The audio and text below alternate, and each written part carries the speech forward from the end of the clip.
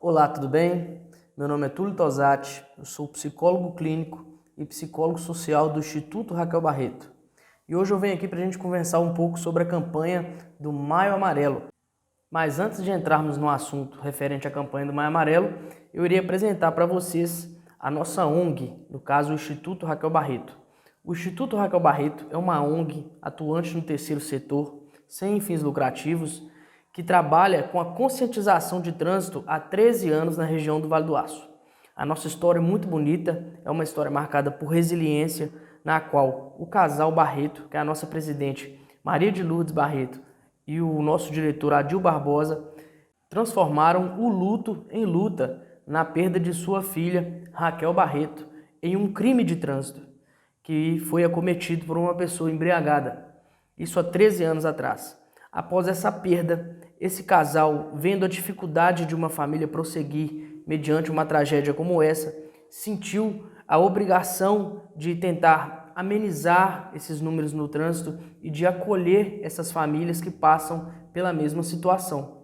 Então o Instituto começou como um movimento de indignação, que na época se chamava Movete, e foi um movimento que chamou a atenção de muitos munícipes do Vale do Aço, alguns que até hoje são diretores aqui no Instituto ou voluntários, e até hoje já são 13 anos de história. Uma história marcada por muita prevenção, conscientização de trânsito, palestras em escolas e empresas, blitz educativa, entre outros movimentos que sempre tendem a levar à valorização da vida mediante a esse trânsito caótico que temos hoje. Além desse trabalho externo, que é palestra, como essa que estou fazendo, e palestras em escola, e blitz educativas, a gente também trabalha com alguns movimentos internos na nossa sede aqui em Ipatinga. A nossa sede fica na Avenida Galileia 388, aqui no Cananzinho, Ipatinga, na qual a gente oferece apoio psicológico à família de vitimados e a vítimas de trânsito. A gente trabalha também com outras oficinas, oficina de arte, oficina de crochê, sempre aí oferecendo um bom hobby, uma boa atividade no conceito terapêutico para os munícipes de Ipatinga. Procure sobre o Instituto Raquel Barreto nas redes sociais, Facebook, Instagram, YouTube, em todas as redes o nome é Instituto Raquel Barreto. Procure mais sobre a nossa história, eu tenho certeza que você vai achar muito interessante e vai ver o quão é importante esse instituto para a região do Vale do Aço. Uma vez feita a apresentação do Instituto, agora vamos falar um pouco sobre a campanha do Maio Amarelo. O Maio Amarelo é uma campanha mundial que ela é difundida pela ONU e pela Organização Mundial de Saúde. O Maio Amarelo é uma campanha que tende a observar os números de trânsito, observar se os números de acidentes de trânsito estão aumentando, estão diminuindo, qual processo esse trânsito está passando mundialmente. E uma vez observado, trabalhar a conscientização para a redução desses números. O Maio Amarelo se divide em décadas, na qual estamos na segunda década de observação. Ele se iniciou em maio de 2011, quando a ONU difundiu a campanha. No Brasil, ela é difundida pelo Observatório Nacional de Segurança Viária desde 2014. Então, o Observatório Nacional de Segurança Viária iniciou essa campanha no Brasil e hoje ela é executada por empresas do setor privado, empresas com ligação ao trânsito, os Detrans, o Senatran, que tem o calendário Penatrans, algumas empresas do terceiro setor, ONGs como o Instituto Raquel Barreto e algumas empresas que trabalham a conscientização dos seus colaboradores, como a sua empresa está fazendo agora. O mês de maio foi escolhido porque foi justamente no mês de maio onde se iniciou a década da campanha do Maio Amarelo em 2011. E a cor amarela ela é escolhida porque no trânsito a cor amarela é a cor de advertência em algumas placas de sinalização, além de ser a cor de atenção no semáforo. Então é uma cor muito simbólica para a prevenção de acidentes no trânsito. Sabemos que os causadores de acidentes no trânsito são N fatores, mas iremos elencar aqui para vocês hoje os 3 principais causadores de acidentes na atualidade em que vivemos. No caso são o uso de celular, a mistura letal, que é a bebida alcoólica e direção, e você. Vou te explicar agora o que eu quero dizer com isso. Vamos começar pelo celular e direção, que na minha opinião é um fator que mais causa acidente hoje em dia. Tá certo que bebida e direção é muito perigoso e é muito combatido pelas campanhas de prevenção, mas eu acredito que o celular e a direção oferecem ainda mais risco. Sabe por quê? Se eu perguntasse para vocês aí quem aí bebe, eu tenho certeza que muitas pessoas não levantariam a mão. Mas se eu perguntar para vocês quem aí tem um celular, Eu tenho certeza que todos que estão me ouvindo agora levantariam a mão. O celular ele se tornou uma ferramenta muito importante no nosso cotidiano, mas ele tem que ter o seu momento devido de ser usado. Ele não pode ser usado na direção, uma vez que o uso do celular torna a sua atenção difusa. E a gente sabe que quando está dirigindo, o ato de dirigir já é algo que está automático. Quer uma prova disso? Quantas vezes você pegou estrada com seu carro e aí você viu uma placa de indicação de um nome de uma cidade e pensou assim, nossa, eu já cheguei aqui. E você nem se deu conta com o tanto de estrada que você já percorreu, porque dirigir está no seu modo automático. O grande problema disso é que falar ao celular também é um hábito que nos deixa um pouco automáticos. Você pode perceber que quando estamos ao telefone ou quando observamos alguém no telefone, essa pessoa às vezes gesticula como se estivesse à frente da pessoa que está falando. Ou às vezes ela continua fazendo outras tarefas e nem se dá conta do que está fazendo. Já foram feitos testes na qual uma pessoa estava no telefone e outra pessoa chega e entrega um objeto aleatório a essa pessoa e ela pega de bom grado sem nem perceber, ou às vezes essa pessoa está com outro objeto em mãos e no telefone você chega e pega esse objeto da pessoa e ela nem percebe, porque a sua atenção está totalmente voltada para o diálogo que está acontecendo no telefone. Agora imagina duas funções na qual precisamos de quase 100% de nossa atenção, que no caso seria dirigir e conversar ao telefone. No ano passado foram emitidas 2,1 milhões de autuações de brasileiros que foram pegos dirigindo e falando ao telefone. Por isso que eu acho que o ato de dirigir e falar ao telefone hoje se tornou uma infração ainda mais grave que o ato de beber e dirigir, uma vez que o telefone sempre nos acompanha todo dia, independente do dia da semana. Já a bebida não. Às vezes a pessoa comete a infração de beber e dirigir, mas geralmente em dias específicos, por exemplo, fim de semana e feriados, e nem sempre todas as pessoas bebem, como eu comecei a falar no início. Já o telefone, todos nós caminhamos com um. Então, hoje em dia, é muito ruim esse hábito de dirigir e falar ao telefone. Se for fazer um crivo de comparação cognitivo, trazendo para a minha área, o ato de dirigir e falar ao celular ou beber e dirigir é comprometido da mesma forma, porque são tarefas que comprometem a sua atenção e a sua capacidade de reflexo. Vamos partir agora para o problema álcool e direção. Eu tenho certeza que você que está me ouvindo, com certeza já ouviu algo sobre esse tema, porque é um tema que é muito combatido por ser o índice maior de acidentes de trânsito, né? O álcool, ele atua como um inibidor nos seus neurotransmissores, ou seja, quando você consome qualquer quantidade de álcool, ele vai comprometer a sua atenção, a sua capacidade de reflexo e o mais importante, a sua capacidade de julgamento. É aqui que mora o problema, porque geralmente a pessoa toma uma lata de cerveja ou uma lata e meia ou duas e ainda se sente apta a dirigir, uma vez que a sua capacidade de julgamento está comprometida. E é aí que acontecem acidentes, porque pessoas se embriagam ou às vezes não precisa se embriagar. A pessoa toma uma lata de cerveja porque o índice alcoólico no seu organismo, em qualquer teor, ele vai comprometer as suas funções. Tanto que o grau alcoólico na nossa lei, ele é 0, uma vez que uma lata de cerveja, que às vezes, ou um copo, que é 200 ml, que é o mínimo a ser consumido, já te deixa com algumas mudanças de comportamento. Uma lata de cerveja tem aproximadamente 0,03 a 0,12 de teor alcoólico e já te deixa com sintomas como euforia leve, sociabilidade, o indivíduo se torna mais falante, o aumento da autoconfiança, que é muito perigoso no trânsito. Todo mundo já observou aquele amigo que um dia que bebeu, ele fica mais confiante, mais corajoso, acelera mais o carro, tende a se desafiar. A desinibição, diminuição de atenção, se essa pessoa precisar fazer um movimento brusco, se desviar de algum obstáculo, desviar de algum buraco, ela não vai ter capacidade de reflexo para isso, uma vez que o seu sistema cognitivo estará comprometido pela inibição alcoólica.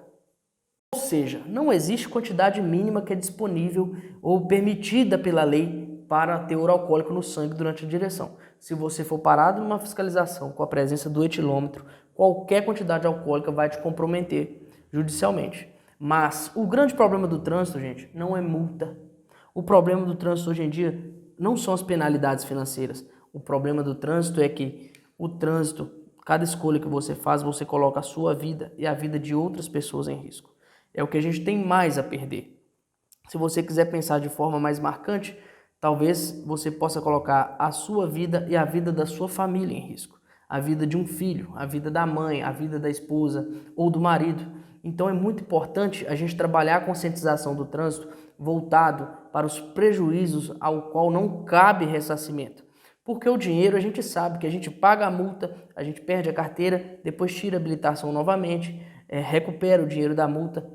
Essa penalidade é uma penalidade administrativa para ver se diminui o teor de acidentes no trânsito. Mas quando a gente para pensar que temos a perder no trânsito coisas que o dinheiro não compra, nos faz conscientizar ainda mais a importância de andar corretamente. Esse ponto de conscientização que eu chego para o último tópico que eu falei, que é você. Eu quis dizer o seguinte, eu não estou generalizando e dizendo que todos vocês cometem erros e infrações no trânsito, mas eu estou querendo fazer você refletir no seguinte: quem é você no trânsito? Você é a pessoa que pratica o trânsito de forma consciente? Você é aquela pessoa que joga pelo jeitinho brasileiro, que é um traço de personalidade muito ruim que temos? Por exemplo, se não tiver ninguém olhando, você pega um pedacinho de contramão? Você faz uma conversão proibida se ninguém estiver olhando? Você é aquela pessoa que anda sem cinto e só coloca o cinto próximo a uma blitz, uma fiscalização? Ou aquela pessoa que anda a 1 milhão de quilômetros por hora na BR e quando visualiza um radar reduz a velocidade abruptamente? Então, todo mundo que sofre um acidente no trânsito, existe uma máxima: a pessoa não queria aquilo, a pessoa não contava que aquilo acontecesse. E é o que acontece, nos colocamos em risco, às vezes por motivos fúteis, por uma pressa inexplicável, por uma pressa que parte de uma ansiedade, que é um problema que hoje emocionalmente afeta muito o trânsito.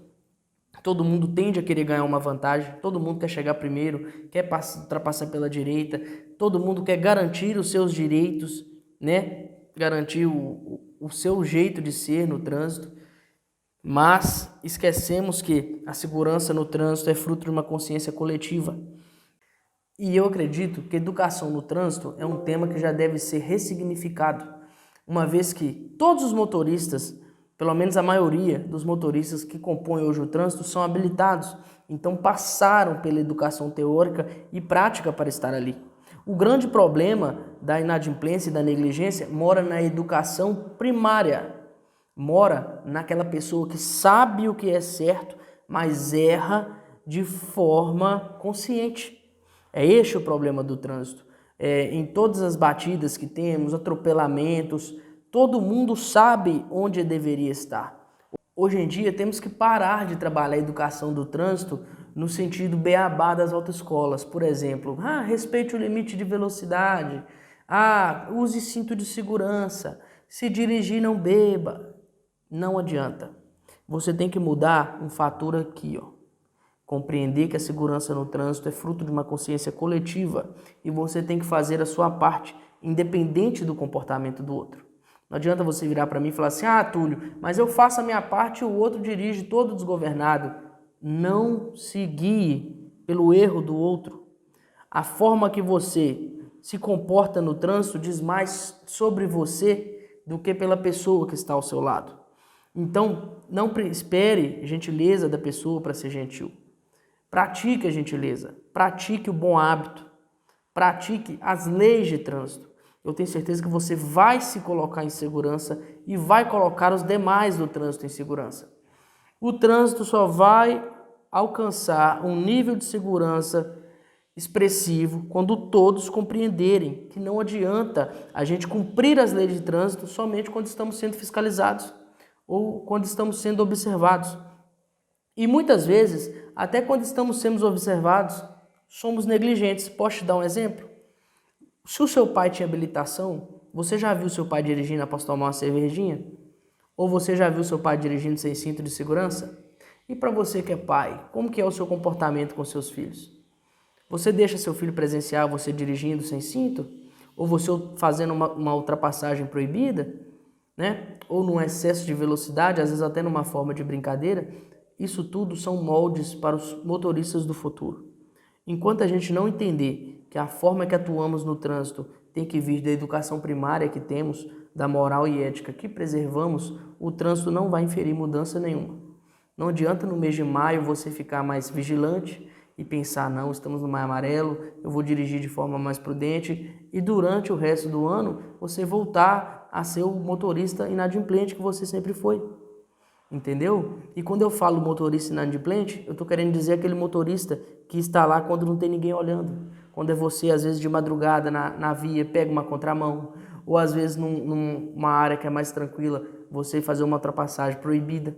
Por mais que você tenha visão, você calcula que tem visão. Nós temos engenheiros de trânsito que determinam onde pode se fazer as ultrapassagens com segurança. Mas não, a sua pressa, baseada muitas vezes no nada, faz você colocar a sua vida e a vida de todos os componentes do carro em risco. Então eu quero causar essa reflexão. Não adianta eu vir aqui e te falar que é errado falar ao celular e dirigir, que é errado beber e dirigir. Não adianta eu vir aqui e falar que você vai tomar tantos reais de multa, que você vai tomar tantos pontos na carteira, se você não guardar a primazia de que essa mudança tem que ser feita por você, para você, independente do comportamento do outro. Quando o outro pensar da mesma forma, com o tempo nós iremos alcançar uma segurança coletiva. Com a vivência da pandemia nesses últimos 2 anos, a gente pôde fazer uma comparação muito infeliz, que a pandemia trouxe um número de morte muito alto mundialmente, tal qual pode ser comparado com o número de mortes no trânsito. O único fator que consegue chegar ao óbito nas mesmas proporções de uma pandemia é o trânsito. Então, gente, entendam isso. Quando o lema desse ano é Juntos Salvamos Vidas, o mais importante desse lema está na palavra juntos. Porque temos que fazer a nossa parte e temos que influenciar o outro a fazer a parte dele. Se você dá de carona com um amigo e ele, deixa eu virar aqui rapidinho, dá um sermão, explica para ele, fala com ele que enquanto a gente estiver pegando atalhos, jeitinhos brasileiros, o trânsito não vai desenvolver no Brasil. E eu acho ridículo quando um brasileiro tem a oportunidade de ir para fora do Brasil e chega para mim e fala assim, mas lá em tal lugar o trânsito não acontece isso. Lá as pessoas são educadas.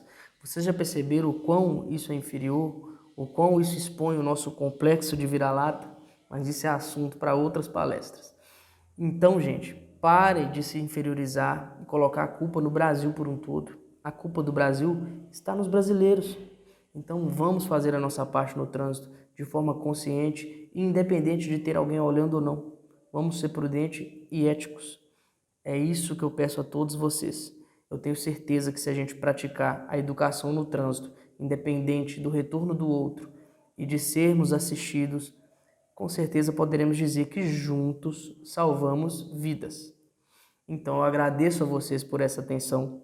O Instituto Raquel Barreto agradece imensamente pela oportunidade de divulgar o nosso trabalho, de trabalhar a conscientização na sua empresa, e a gente conta com a colaboração de todos vocês para um trânsito mais consciente.